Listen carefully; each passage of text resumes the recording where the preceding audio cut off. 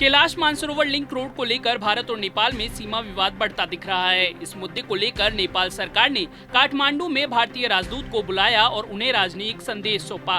कैलाश मानसरोवर की यात्रा के लिए हाल ही में भारत की ओर से पिथौरागढ़ धारचूला से लिपुलेख को जोड़ने वाली सड़क का उद्घाटन किया गया था। इस पर नेपाल ने अपनी आपत्ति जताई है। नेपाल के विदेश मंत्रालय ने सीमा विवाद सुलझाने के लिए भारत से विदेश सचिव स्तर की राजनयिक वार्ता की तारीख जल्द से जल्द तय करने के लिए भी कहा है।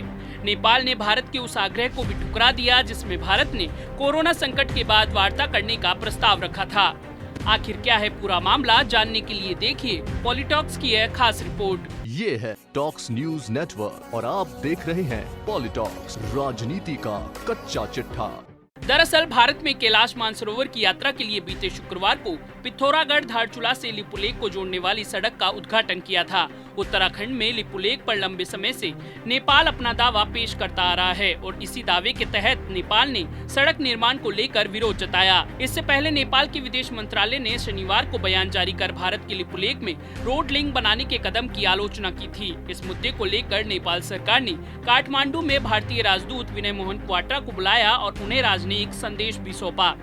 नेपाल के विदेश मंत्रालय के मुताबिक विदेश मंत्री प्रदीप ग्यावली ने सोमवार को भारतीय राजदूत क्वाट्रा को समन किया और लिपुलेख की विवादित जमीन पर रोड लिंक बनाने को लेकर नाराजगी जाहिर की। विदेश मंत्री प्रदीप ग्यावली ने बताया कि भारतीय राजदूत विनय क्वाट्रा को सीमा विवाद पर नेपाल सरकार के रुख से अवगत करा दिया गया है और इस संबंध में एक राजनयिक संदेश भी सौंपा।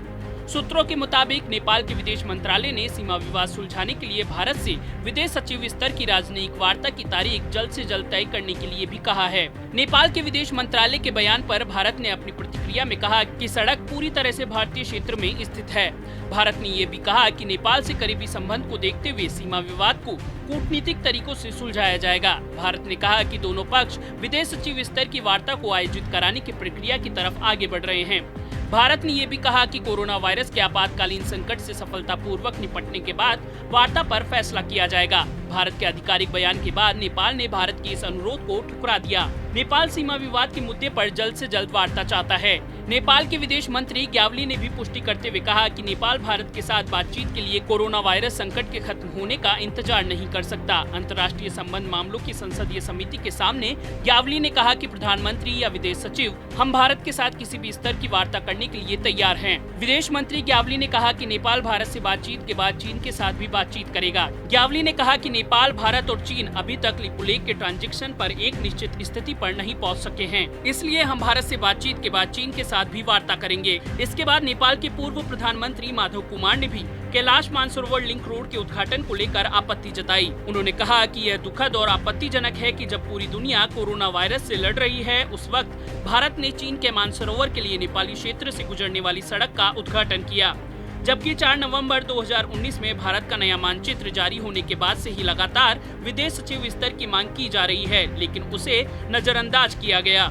बता दें, बीते नवंबर महीने में जम्मू कश्मीर और लद्दाख को 2 केंद्र शासित प्रदेशों में बांटने के बाद भारत ने देश का नया राजनीतिक मानचित्र जारी किया था। इस मानचित्र में काला पानी और लिपुलेख को उत्तराखंड में दिखाए जाने को लेकर भी नेपाल ने विरोध जताया था। नेपाल ने दावा किया कि ये क्षेत्र नेपाली सीमा के भीतर स्थित है।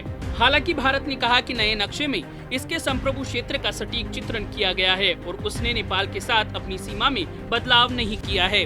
उसी के बाद से ही नेपाल सीमा विवाद के समाधान के लिए वार्ता करने पर जोर दे रहा है। पिथौरागढ़ धारचूला से लिपुलेख को जोड़ने वाली कैलाश मानसरोवर लिंक रोड को लेकर नेपाल आपत्ति जताते हुए सीमा विवाद सुलझाना चाह रहा है। पॉलिटॉक्स ब्यूरो, दिल्ली। ये है टॉक्स न्यूज नेटवर्क और आप देख रहे हैं पॉलिटॉक्स, राजनीति का कच्चा चिट्ठा।